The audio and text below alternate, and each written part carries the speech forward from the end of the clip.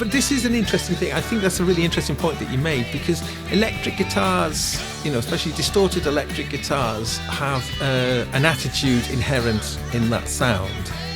Yes. That flutes, for instance, don't have.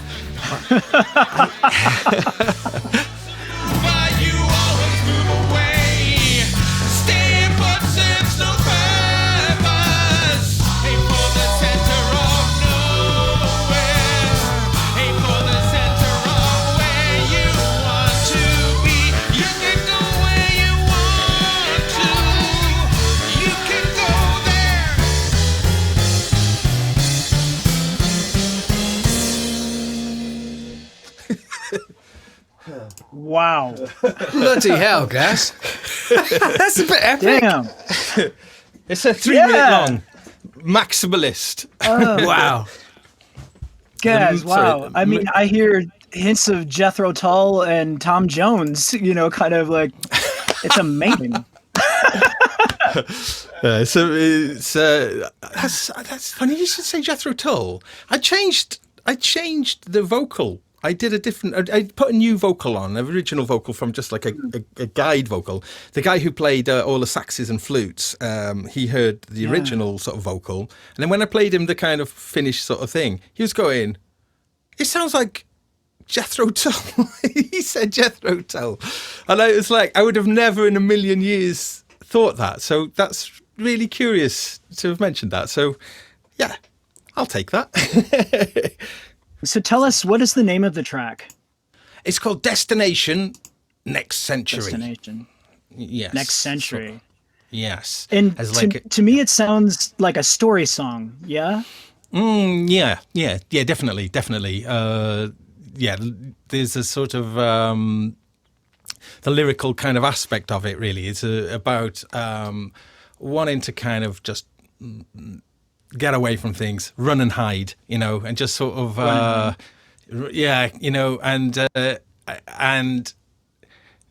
into the next century, destination next century, just like like I'm done with all of this. Let's get into the next century, sort of thing. So the verses are both kind of like little kind of tales of two different characters, and I really love an ambiguity in the lyrics where you kind of drip feed in a bit of information, but not enough to make it an absolutely clear thing, so people can kind of speculate what it actually meant. Like the first character, Mr. Tan. It ends. He's heading for the 14th floor. What's he going to do? Yeah. Is he going to jump? Yeah. Or maybe his hotel is on the 14th floor, or there's an ambiguity to it. I just love Steely Dan for many things, but their lyrics and how the lyrics are cryptic and give you that space to kind of, speculate. They are really, really great at creating those kind of characters where there's a lot of ambiguity in the story. Yeah, I feel that. That's wonderful. So that begs, I have so many questions about this. So are these, I guess the first one would be, are these characters you? Did these lyrics resonate with you personally? Is that something you feel? No. Actually, the second verse is about someone I know a little bit, really, and just sort of displacing them in a completely different way. And yeah, actually, the first verse is about somebody else, but then sort of kind of twisted through a filter into something. But that's the third rewrite, actually, of top line and chorus. The first incarnation of this, it was much more kind of political, about kind of apathy to do with the upcoming, as it was then, American election. I started the song just around November time, October time it was. And the only element of that's remained is the very first bit of vocal where it goes, get off your rear, right at the start, get off your bum, and then it goes into a big tribal dance kind of thing. Yeah. Wonderful. So that is the only bit that survived that. And then I started to fantasize about I'd kind of created song structures, verse and chorus kind of thing, and then I started to fantasize about characters and that kind of thing, and subsequently developed it into what you've just heard. Yeah. So would you say that the song structures that you developed then sort of predisposed you to that rewrite? You just felt like they were calling out for a different lyric? Is that what happened? I generally like to do multiple drafts of things. In most songwriting that I do, quite often revert back to the first. And interestingly, with this song, I did have a slight wobble because one morning I woke up and I thought about the song, and as it went through my mind, it was the original vocal player. And I was thinking, oh, but then I let it carry on playing in my mind a little bit and thought, nah, I still don't like it. I'm much happier with the new one. So, I think going through different iterations of a song can be quite an interesting sort of process. I think the interesting thing on this one, though, particularly is I came up with some harmonic ideas that I wanted to explore, and then I knew I had to have that built before I could even attempt a top line. So the top line came. I was always intending to compose a top line to something. So as opposed to it starting from the top line and then orchestrating around it, it was almost the other way around. I had orchestration ideas that I wanted to do to influence the top line. And that's why I went through 3 iterations, really. I just wanted to explore different, ways of, exploring what over these structures that I'd built. Yeah, that's amazing. So let's talk a little bit about that. So when you first went at those structures, when you were first coming up with the ideas, how did you do that? Did you start on a single instrument, or did you start laying out something in a timeline in the DAW? How did you do that? I was doing. I like to compose with 2 bass guitars sometimes, and I'll have a bass guitar that'll do the foundational stuff, and then I'll do a second bass guitar which will be a counterpoint, and then I'll record those bass parts in as the kind of foundation, and then I'll explore replacing certainly the second bass with other instruments, just using it as a compositional tool, but also I was writing down some notes, some musical notes, and then trying to work out a plot about how to move keys, how to do some key transitions and stuff. And I want to learn more about harmony, so I was giving myself a difficult harmony challenge. But I did have some help. I really need to call out Kevin Figes, who's the saxophone and flute player who adorns the entire track. He plays in baritone sax on this, alto sax, soprano sax, and flute. And alto flute, actually. So wonderful. And they went down next. So I had my bass and all of the horns all to click.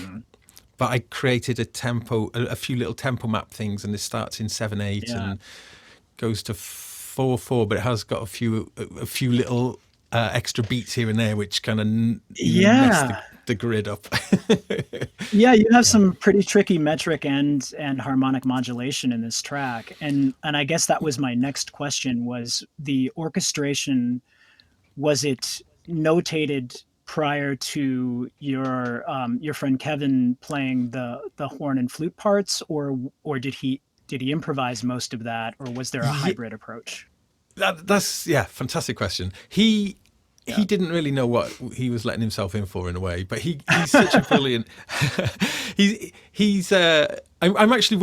I'm co-producing his latest album, and I've worked with him for many years, and he's a very, very, very, very highly skilled jazz musician who trained under Elton Dean of Soft Machine. So he's got a kind of connectivity to something that this song alludes to in a few ways. But what was great, though, was he helped me with the harmony. So we composed the parts together, with him largely making suggestions that were all great. So he was going, what about this? Yep. What about this? Yep. And I loved the ideas that he was coming up with, and he's very classically trained, or he's got a really, really finely tuned sense of harmony. So having him to really help sort of solidify the musicality, because I'm not musically trained in the least, so I'm relying on my ear, and whereas he's also relying on his ear, but with all of the extra theory to help, because modulating from the key of B minor to C minor over, what was it, something like 8 bars or something, and try to morph that. He was like, okay, let's try. But it was nice, because we found by just adjusting ever so few notes, you can steer the harmony into some really interesting areas. And things like that blow my mind a little bit, because where people say, oh, everything's been done before, and this, that, and the other, and I go, no, it hasn't. There's billions and billions and billions of potential iterations of music, but people typically are shy and don't do that. And I think ultimately I still wanted to make, I like to make pop music really, but I like to make sort of twisty turny pop music, and then everything in the kitchen sink in there, but so I think so this is this is interesting. I don't know if you know this, Gaz, but I'm a trained classical and jazz pianist. So what I heard in that piece is that there are moments where you guys very brilliantly went, as we would say in harmonic terms, non-functional. You just went into some. I bring the non-functional part, you see. Yeah, I know, it's great though. I mean, it lends a very modern jazz sound to the piece, and it's really wonderful to hear that. To hear that in a pop structure, because this piece to me kind of reflects several eras of sensibility, but I hear a lot from the 60s. There's kind of almost like a cabaret feel to it, like a Tom Jones piece. But Tom Jones wouldn't do the non-functional harmony that you guys attempted in this piece and so brilliantly pulled off. It's really nice. It's because I think songs like Zager and Evans in the year 2525, classic 60s big sort of ballad that does crazy key changes and stuff. I love all of that. And so I hadn't actually thought about that, but now you're saying it, I like bringing a certain kind of clumsy naivety to my music. I always have. I've always sort of liked kind of that's brilliant. I bring a kind of clumsy naivety to life, so I can relate to that. to that statement. So I quite like the unrefined and the refined sort of smashed together, because I think that's sort of me in some ways. I've got hair everywhere and beard and messy and but I've got some lofty ideas, and in some ways it's that I think that song is a sort of tumble bumble version of my mind, really. Sort of allusions to things that are beyond my station. That's why I have to. You're striving for something. It's wonderful in that regard, and there's kind of a punk sensibility to it. I feel that. It's 100%. It's great. But I guess one of the things that always influences my musical writing is I really hate music that. Well, I say hate. I think hate is the right word, actually. You come to musical. Tell it junctions. like it is. You come to musical junctions in the compositional process, and there's easy street and there's the hard way, and you kind of go, "Oh, I'll take easy street on this musical choice. I'll take easy street. Oh, now I'll take the hard way," and then I realized that music is a kind of an algorithm in a way of easy street and hard way decisions. And what I really can't stand in music when it's only easy street, when only the easy street has been taken, that's the turn off for me. Yeah. So when you feel that no real effort no real boundary had been pushed for the artist, that turns you off. Yeah. I've heard it all before, and it's all sounds I've heard before, and the over auto-tuned vocals of kind of, there's no emotional resonance with it either. I feel it, and there's been such a lot of that music that's happened certainly in the last 20 years. So I like to pepper. I feel. Oh, I'm sorry. Please continue. Oh, I was just gonna say I like to pepper my material with just way too many sort of the hard way turns, and it's one of those things. If you get the right amount, if you get the right balance of, because the easy way is what makes something accessible, and then the hard way is something that, and to kind of be predictable to a degree is necessary for people to be able to follow music. But when you throw in the kind of the odd things, and then that opens you up into other areas. But certainly trying to navigate yourself from the hard way back into easy street, and those sort of decisions. I find myself right in the middle of the hards, stuck, without a paddle. So Kevin, help me. Oh, that's then Kevin, great. It's yeah. Sorry, after you. And and then Kevin.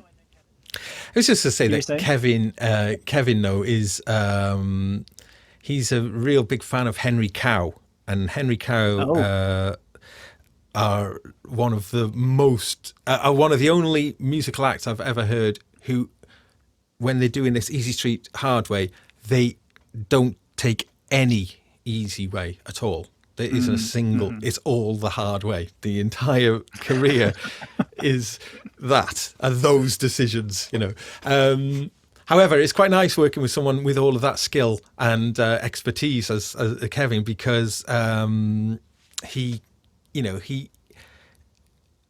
can actually strangely turn things around into a more kind of commercial direction, and in the most bizarre way, because he is one of the least commercially minded musicians I know.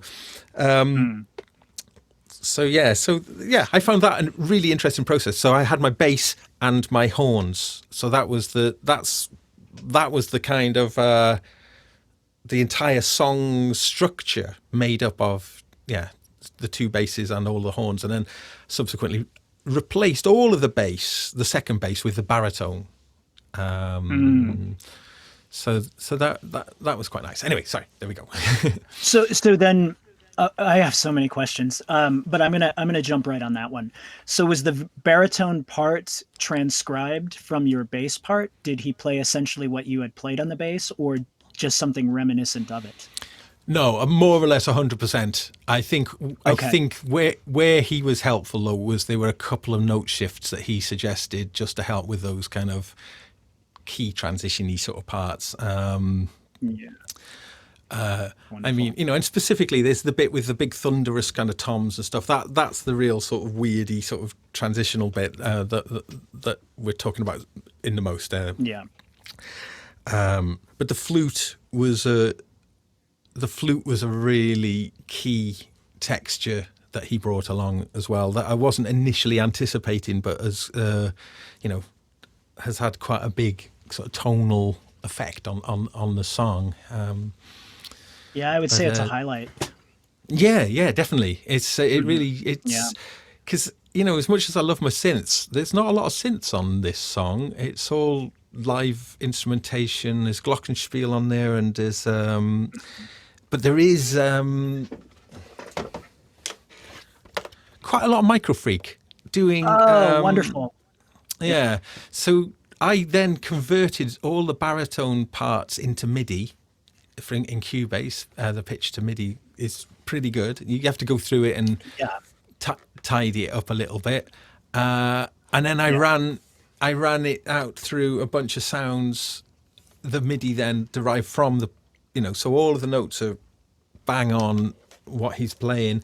I then got some fairly abstract sounds that are mixed back into the sound. So the baritone is at the front of it, but it's got this kind of surrounding texture that kind of helps it sort of sound a bit more dirty and big and aggressive. And that was a lot of fun. I enjoyed that part. Yeah, that's marvelous. It's almost like the synth parts sound like they're kind of doing what like an organ player would do in a traditional jazz band. They are doing quite.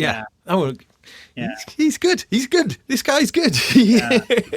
I like. Yeah, that's cool. It sounds great. Yeah, it sounds really good. So did you, after you had the horns, did you then lay down the synths, or then did you write the top line? How did that come about? Yeah, I wrote the first iteration of the top line, this like the more politically aimed one. It was called Silent Majority in its original form. Okay. And that was vocals, horns, and bass at that point. And then the acoustic guitars was then when I brought the acoustic guitars in, which were very, very rhythmically approached, and the classic stereo, two hard panned strumming and strummed acoustics, gave it an uplift that sort of lifted the energy into into something that was that really started to shape the direction, and then I put a bunch of electronic drums on it with my Vermona DRM, but they felt really heavy, a bit ploddy, and the second most important element happened then, which was the addition of live drums, and that I think is one of the great things about this song. And that Greg White was the drummer. He's got his kit permanently mic'd up, and it's great because I could send him mixes over, and he could just do playthroughs and then send me back really great sounding playthroughs. And like he sent me two playthroughs, two complete drum takes to see which direction I wanted it to go in. So it was quite luxurious then, because I could listen to it with the one take and then listen to another one and talk to him about say, any chance you could do like a big sort of tribally sort of drum thing in that section. We were calling it the camel section. So he really embraced the project, and I really appreciated that. But the thing I wanted to mention was he wanted to nail it as a complete unedited drum performance. And that was really important to him. So he spent a few days with it, really trying to learn all the nuances and all of the stops and fills and whatnot. And what you hear on the track is an unedited, pure drum single playthrough without any edits at all. So once I got that from him, because we'd recorded the horns and stuff piecemeal, bit by bit, sectional, similarly with the bass. But it meant then once we had the drums as a single performance from beginning to end, it's like, okay, now that gives almost like a narrative in that performance. Yeah. He's learnt it now as a song. So that meant that became the boss. And then I made some timing adjustments to some of the existing stuff to make sure it was bang on what he did. Like suddenly he'd done the work. He'd earned the right to be the boss of the song by nailing it as a complete performance, like all the other bits then have to fit to him, because that's to have a complete performance is a wonderful thing, really. So you really feel that when listening to the song, because what you're suggesting is that you did this remotely with him, and you might expect that you get several takes and maybe edit them together and try to find things that are bang on with the click. But it really does have that feeling of an ensemble playing together. And I think that that probably is that energy is lent by that one linear performance of the drumming, which has a very Ginger Bakery vibe to it. It's really great. Yeah. Oh, great. I wanted him to go a bit Keith Moon at the end as well, which again, you know, you were bang on there saying about 60s, 60s kind of thing. Because and why I wanted that actually was because drummers are always, well, I started doing stuff in studios, the very first thing in the late 80s, but not really properly until the early 90s, and I'd missed the golden era of just really expressive drum performances, drummers being locked to click and just, you know, and doing fills which are just boom boom boom boom, you know, just so terrified of going off click, you know. So drummers become so kind of restrained and you know, and I listen to those old tracks and the drums are just all over the shop, you know. It's so true. And I mean, like, right at the chorus, it'll speed up a little bit, as much as 3 and 4 BPM sometimes, you know, in a song, you know, when they're not on click. But that just lets the song breathe in a way that you don't hear that often these days. It's true. So, I mean, but actually this song is fairly rigid to the click. I mean, there's a few tempo changes in it. Well, not tempo changes. Time signature changes, but it is pretty. It is pretty regular, and I have to just say about how just amazingly on grid Greg's performance was really, without it feeling impinged by that. But he's one of those drummers who embraces it. He loves playing to a click. He finds it great because he can play. He's got the confidence that he can play around the click. Rather than feeling like he has to be on the top of the click, you know. He has a really nice pocket. That's true. And this makes me want to circle back to something you said earlier, Gaz. So you were talking about the acoustic guitars. They come in and they lift the energy of the song. And I wanted to comment that there's so much energy in this piece for a piece that is, you know, largely composed of acoustic and non-traditional acoustic instruments in a pop track. I mean, I guess not all that non-traditional, but it's more of like a big band arrangement in some ways, mashed with a you know, with a pop track. And I love the fact that there's not an electric guitar in the piece, and yet the energy it doesn't call for it. It just really, you know, it just escalates, and even by the second chorus, I'm just really into it, and then it kind of stops suddenly, and that's just marvelous. Well, funnily enough, I did put some electric guitars in and took them out. I think.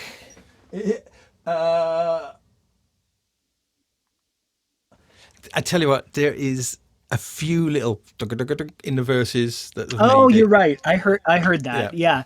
I guess I meant just the rhythm, the rest kind of that is often held by a electric guitar in a track like that. That's all of that went. I did try around with it a little bit, but you know, I think the thing was, because I had the horns recorded at that early stage, they always kind of because they were there all at the beginning, really, you know, just after they'd gone on to those two basses, then they kind of need quite a bit of space. And I mean, there's not a lot of space in the song. I've sort of shoehorned as much in as I could into 3 minutes. But it's funny, when you take away certain elements, I found when I took away the electric guitar, especially I had some sustained electric guitar notes and stuff, as soon as I took it away, it really just sort of it kind of like allowed things to happen. It almost like it was just crowding stuff out in a very crowded sort of mix anyway. And it just felt like a relief once it was turned off. I did realise, though, confession time, when we were doing that playback then, I was bang up in... I made a mistake, and we were listening to it like it was fully in the red there, so it isn't quite as harsh as it sounded. It is a smoother. It was a bit too maxed out there. So but this is an interesting thing. I think that's a really interesting point that you made, because electric guitars, especially distorted electric guitars, have an attitude inherent in that sound. Yes. That flutes, for instance, don't have. That's one for the ages right there. But that's flute, so true. I did put the flutes through Devil Lock Deluxe, which is an amazing plugin from Sound Toys. And the baritone goes through Devil Lock Deluxe as well. And then you crank it all up a bit. And what happens certainly on the baritone is like all the clatter of the keys start to kind of come up. So you and you're getting this clattery sort of thing, It's quite a brutal, quite ugly sound in a way, but it sounded awesome. And it's one of those things when you mute it and you take it away, it's like, quick, put it back on, That's great. The really aggressive Devil Lock. Yeah, that's such an aggressive compressor and distorting. It did wonders on the flute. So there's a flute. The second time that the camel section comes in, there's like a flute that's playing the sort of top line, and for the majority of the time I was working with the song, that flute was very airy and really kind of it's beautiful. He's got a beautiful tone on his flute, so I had that really nice airiness around it. And do you know what? I put the Devil Lock on it. And Devil Lock, it's a good name for it, So put the Devil Lock on the flute then, and then it was just like, it just turned that lovely, beautiful thing into something. It just sounded like kind of, suddenly he wasn't playing it like that anymore. You're playing it like that. Same notes. So what I'm hearing, Gaz, and I love this about your approach, is that you're fearless and you're not precious about the sounds. Like you heard the flute part and it sounded beautiful and airy and wonderful, but you're like, I'm going to compress the piss out of that and make it more distorted and in your face, and it's going to sound great. Yeah. But I mean, I think it is, I actually really enjoy the concept of precious, unprecious. I think this is a really interesting thing where you have to find what it is that you are precious about. And, people who are overly precious, is capricious, is that the term for that? No, that's not the right term. There's a word for someone who over precious. But anyway, when you're over precious, you can, you lose perspective, and something that you might think is like the kind of the sacred part of the song may in fact be the thing that's kind of spoiling it. And it's always really interesting with mixes to turn off key elements, especially when you're later on in the process of the mix and you turn off a key element and you hear the song without it. And it's certainly the case with electric guitars on the track. It's sort of, once they went, it was just like, I needed to go through that process to kind of get to that. I'm with you on that, Gaz. I feel like the last part of producing a track, any track that is a multi-instrumental arrangement, requires that sculpting phase where you go through and you're like, does this really need to be here? Is all of this necessary? And you kind of go through and adjust little tiny things here and there, or maybe even sometimes a major part. Yeah, but funny enough, I did do that, and I took out a load of bits, and then I was listening back to it, and I was going, at first when I took out some bits, I was going, look, there's a bit more space in it now. And then I listened back to it, and I go, nah, put them back in. It's quite, this sort of song has almost kind of claimed the right to be a bit like that, it's sort of bombastic. Bombastic. It starts, But one of the things that's been one of my favourite sort of things that happened in the process was, did you hear this kind of rapid clap near the beginning of the song. Yes, at the beginning. Yeah. Yep. Starts with a solo saxophone, and we had it in its original form being the solo saxophone, and it goes ding ding ding ding ding ding ding. So the saxophone, it sort of just went straight to it, and Greg, who did the drums, he also did some beautiful percussion tracks. He's got a great collection of African percussion. So there's some really lovely big shakers. You know, we would just go. There's no snare in a section, but there's like this kind of big shaker. I can't think what it's called, but it's a big one covered in beads. It's got a lot of mass to it. So when you go, it really feels like you're throwing a, you know, it's got a real great effect. So he put a load of this percussion on. So I didn't know what he was going to do in that initial bing, ding, ding, ding, diddle, diddle, ding section. But he put all these little kind of like hand claps, which sounded more like castanets in a way. And I thought, oh, that's a kind of cool idea. But then I just thought, I wonder what would happen if, and I used one of the only things that I have in the whole song. I took a little bit of that clap and put it, I created a little bit of space from the end of the saxophone to where the kind of riffs come in. I just had it start with it. I just thought, what would it sound like if it started with the little claps and then brought the little riff in, just as a little experiment. But by accident, I created there's a little teeny little kind of triplety thing where it was an accident, but it sounds like a really nice little flamenco kind of flourish. Yeah, I was going to say that. It sounds flamenco-esque to me. Yeah, right. Yep. And then that was unexpected development from his percussion tracks, and now when I hear it, it gives me a little warm feeling. I just like it now. You know, it's sort of like, it was just a curious little thing.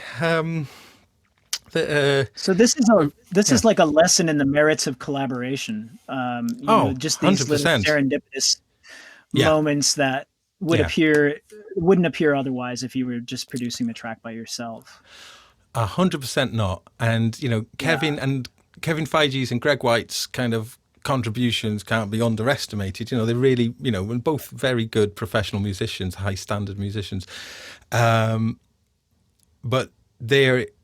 what they brought to it, you know, absolutely. I mean, you know, was something that I couldn't do. You know, it's outside of my abilities. I mean, I'm a terrible drummer. I like to think I'm better than I am, but I am truly terrible. But I look good when I play. I got the pose right. I just haven't got the beat. I haven't got the beats down. So, but you know, I couldn't do that, and to get to that level would take me a lifetime. I mean, Greg's been drumming from such a young age. You know, he's absolutely fantastic. Similarly with Kevin, you know, I couldn't ever. I haven't got enough years left if I dedicated every single day of my life to try and get, you know. So it's an incredible privilege to be able to bring people in who can then, you know, lend their expertise to the thing that you're doing. And you know, I think it's really great to make sure that you don't get too ego-y about stuff, and you kind of allow for things to happen outside of your ability, and to recognize that, and not to be too controlling, and you know, and to allow and to be open to things being better than what you thought it could be, you know. And I couldn't agree more. Yeah. No, that's marvelous advice. So Gaz, can I get just a little bit nerdy about the process? Yeah, of course. If we haven't already. Yeah. So what did you use to record the saxophones and the woodwind instruments? What was the signal path, and where did you do that? Yeah, so we did it here. I've got like quite a reasonably nice sounding area to record horns with. I've done quite a bit of recording in my studio of horn players, and it just sounds quite nice. So I'm quite happy doing it here. There's two places where it can stand, where the player can stand. One which is really dead and very warm and so very, very dry, and then one that's got a little bit more. It's a little bit more splashy. So the flute sounded better with a bit more of that splashiness, but I really liked on the kind of the baritone, just making that really kind of close and warm. I used 2 mics on all. I used a Blue Mouse and a Shure SM57 actually. 57, Both of those. Wow. Yeah, and then using the preamps off the SSL6 desk that's behind me here, which really got really nice. Did you process to the hard drive, or did you leave everything untouched on the way in? They were clean on the way in. Everything, but the bass guitar and the vocals were processed on the way in through like a Pultec and a 1176. I see. And what else? But the drums, as I say, were all recorded by Greg in his studio with his, and I don't actually know all of the mics that he used.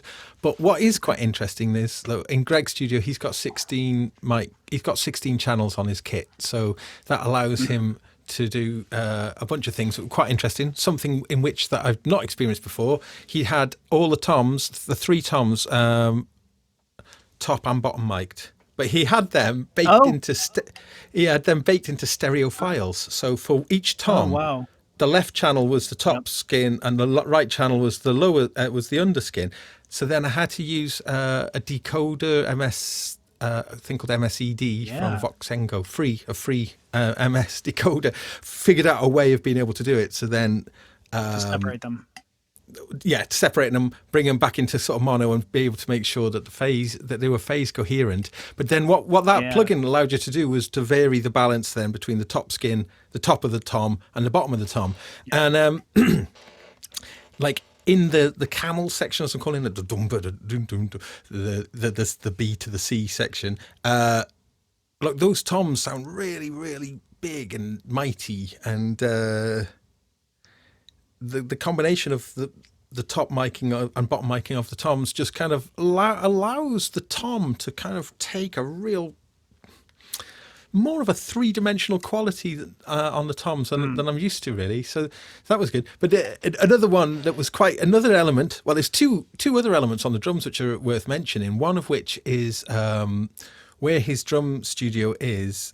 He can open the door into a long corridor, and he puts a pair of mics out into the corridor that just gets this kind of natural reverberation. Natural reverb through that little bleed. And the other thing is he's got a tin can, like I think it was an old cat food tin can with a transducer mic on there as well, which sounds horrific, but you know, compress it and put a few filters just to notch a few of the most obnoxious frequencies out, and a teeniest amount of it. And it's funny, it's one of those things, a really small amount of it. It's astonishing how little you need, but when you mute it, it just takes away a little kind of, it's just a little tiny element that you put in that puts an extra attitude, into edge. But you have to be ever so careful, you know. I've gone through a lot of experiments like that, even going so far as to take little practice amps and miking them with old Bullet microphones, the Shure Bullet that you use for harmonicas, and then pumping the entire drum submix through that, recording it through the Bullet microphone, distorting the crap out of it, and then just adding that a little bit into the mix. And these things are wonderful ways of getting just a unique little patina or edge on your drum sound. It's really cool. Do you know offhand, did he mic or did he skin the bottom of the toms, or were they? Did they not? Yeah, he did. They've got skins. Yeah. Hang on, maybe not. Okay. Don't know. Actually, thinking about it, probably not. I'm just trying to remember how he's. No, I don't know. I'll find that one out. That's interesting. Yeah, it's rare, but sometimes you see that, especially if somebody wants to mic the bottom. I noticed they'll put skins on the bottom, which is not something I'm really all that accustomed to. Yeah, and it, it's like it's for me from a kind of mixing point of view. I do get a bit overwhelmed with when I've got so many drum mics. So because I've got the hi-hat mic as well. I've got the top and the bottom snare, and as well as the overheads, there's another room mic. So I've got tons of drum channels, and And one of the things that was actually quite cool was that Greg created a mix down for me that he sent over, to see what did I think of that take, which was fabulous. And it's the one that I've used, as I say, without any edits. And I made a preliminary mix to his mix, and he'd made a mix where he'd baked in reverb and everything into this two-track mix, and then I used that as the sort of, I built a new mix around that drum mix, with the intention then to mute that off and then do a drum mix. And so Greg came over and we worked together on the drum mix yesterday. And that was really nice then, because we were able to explore, a lot of ideas. I was showing him things that I would do. He was showing me things that he would do. And now I've got a great sounding drum mix, but the mix is all a little bit unbalanced again, but I'll get it. It's, it's more or less there. It's all just in the little tweaks. It's good. But, So tell me a little bit about that, Gaz, your mixing process. So you mentioned that you have both a Pultec and an 1176. Are you doing hybrid mixing? You are. Okay. No, actually, I'm not putting stuff back out through that, but I am putting stuff. No, but I am using the Electron analog heat, which I use to kind of process things sort of in the analog realm, but using the overbridge, the way that you can put it as a plug-in on stuff. And for those who might not know, the heat is a really, really amazing kind of fancy distortion box, but that's really not, isn't it? I mean, isn't that what the heat is? Well, you can use it with, it. I use a clean boost quite a lot, and just drive into the clean boost. So there's hardly any distortion, but there is the analog low shelf and high shelf, and an analog filter as well. So you can use a bit of that as well. And I typically find that using it in quite a subtle way just imparts a beautiful flavour on things, but also not on what you just heard. I did try running the mix out through it, and I use it as a, on the master bus. And I did a mix last night through it on the master bus, and I find that is really nice. But it sort of smooths and rounds things off. It just kind of shaves off sort of transients a little bit. But you've got like a dry wet blend then, so bringing in a bit of the dry into it as well is really nice. I really enjoy that. I think it's a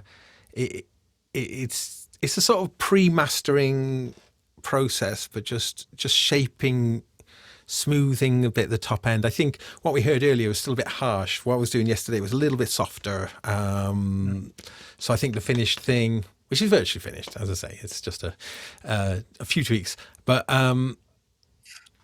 try tame a little bit of the cymbals. It's never done, Gaz. It's never done. I've got some. I have got a little bit of dynamic EQ on the drums at the moment, and I want to do a little bit more where some of the cymbals are, which is always the thing when you set the overheads up, however they are. Typically, certain cymbals may just have just that little bit more kind of shrill energy, and I find a lot of the time on a mix, trying to find the right place for the cymbals is one of the most challenging parts of the mix, that translates well as well once it's actually maybe gone through a bit of mastering, maybe a little additional, when you put a squirt of top end on a final mix, it does wonders for the clarity and detail, but it kind of does does that thing to the cymbals that make put your teeth on edge. Finding that balance, that's where I'm kind of at. That's what I've got to do. That's the final bit. That makes me think of an interview that I read with Joe Barresi once, the engineer and producer. He said they had recorded cymbals. I think it was on a Stone Roses record. I can't remember. They had them separately from the rest of the drums to be able to control them, and it drove the drummer a little crazy to try to match up the cymbal performance with his original drum tracks, just to be able to control the cymbals in the mix. Yeah, It's that's interesting. That is interesting. Yeah. Actually, I should read it out, because in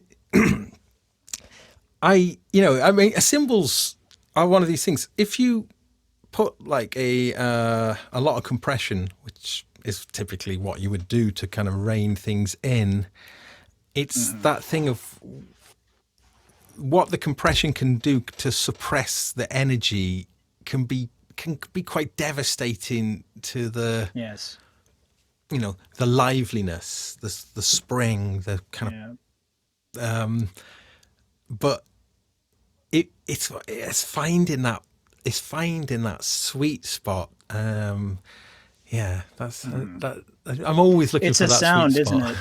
isn't it? Yeah, in the track that I submitted to this project, there's a portion in the bridge where the drum sounds are live, and I compressed the cymbals intentionally. I just compressed the life out of them to get that kind of overmodulated, crazy washy sound that you hear on some of the later Beatles records. And that's the sound you get, but it kind of it takes the life out of them and creates a different sound that doesn't punctuate. Texture.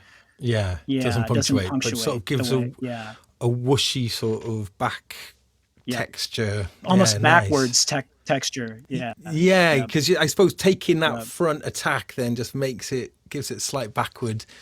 Yeah, it's lovely. Oh yeah. Yeah, you take the attack off the cymbals, and then they just sound like they're going like that. Yeah. Yeah. That's. But I think, as I say, with this particular track, because Greg took the time and effort to learn it off by heart in order to be able to play it with the conviction, which I think is apparent. It has given me a kind of a reverence to that performance in a way. So, I am kind of loath to do things to affect that lovely performance. So I want to give as much respect as I can to that performance in the way that I treat the drums. I don't want to punish them too much. So I'm wondering about your songwriting. Do you do a lot of this type of songwriting? Kind of a singer-songwriter track? Not a lot, but I've been in a band for a long time called Rocket Gold Star that has, this song doesn't sound a million miles away from the sort of material that we would do in that band, which is, very Are you both the bass player and the lead singer for that group? Yes, I'm one of the lead singers. Okay. It's a 3-piece band, and all 3 are lead singers, so we alternate. Marvelous. So I think that this song, if I'd have done it with the band, would have turned out really, really differently, because they really bring very, very different ideas in. So they would be parallels, but it would be sort of different. This is, I think, why I wanted to do this for this particular project, though, because I think it's indicative of the kind of music that I make, which is mostly upbeat and energetic and fun. I suppose as well. Wow. Those are my things I typically gravitate towards. So I'm not going to pretend to do some big, deep, moody sort of synth piece. I just don't really make music necessarily like that. So this is quite true to my muse, I suppose. So that's so interesting that you say that, because when I reflect on the track that I submitted to this project, it's very different from the type of thing that I do day in and day out. I generally write classical orchestrations, jazz pieces. I do a lot of orchestral hip hop and things for commercial work, but not the kind of upbeat pop stuff. And so we went at it very differently, and I like that. We bring a different sensibility to the project. That's marvelous. Yeah. But I do feel that music is a great way of expressing, well, obviously, but a great way of expressing your personality, I think. And Yeah. I hope, I think this song, does for me, I think to a certain degree, but, I think it's important for people to not be afraid to be more overt with things, that's how I'd always like to encourage people to be, don't try and copy people as much as, try and be yourself. And I think that is a hard thing for people to do. It's a lot easier for people to go, I'm going to build a track, and I really like that track, so I'll fixate on that track and I'll copy all the elements and then just change them slightly, and then I'll feel comfortable. People can hear it and they're not actually giving away a lot of themselves. They're, So the lesson that I hear from you over and over again in this conversation is, challenge yourself, get out of your comfort zone, try to do things that are a little bit beyond what you thought maybe you could do, collaborate with other people, let that serendipity unfold, all of that. Yes. And that you value that in your process. Yeah. 100%. And I think, this song is that. This song is absolutely built up on those principles. Yeah. Yeah. And there's just a real, Gaz, I mean, when you were commenting on how you said the music reflects you as a person, what I know of you is that you're a very whimsical, very outgoing, very gregarious individual who's just very open and up for anything, very positive, like a positive force in the music industry. And your music reflects that. Like, that's what I feel when I listen to it. I'm like, it's very whimsical. It's very bright. It's very energetic. It's very industrious. It has all of those, all of those elements to it. And when I listen to music, I often ask the question to myself: is this an artist I would want to meet? Is this somebody I would want to know just from listening to their music? And I can unequivocally say I would want to. If I didn't already know you, I'd want to know who you were. Hooray! That's a lovely thing to say. That's awesome. Thank you ever so much. It's brilliant. Well, Gaz, thank you so much for taking the time to talk to me today. I really enjoyed this. Me too. Thank you so much. And, this was a blast. Such a pleasure. Yeah. Thank you so much. Now he's heading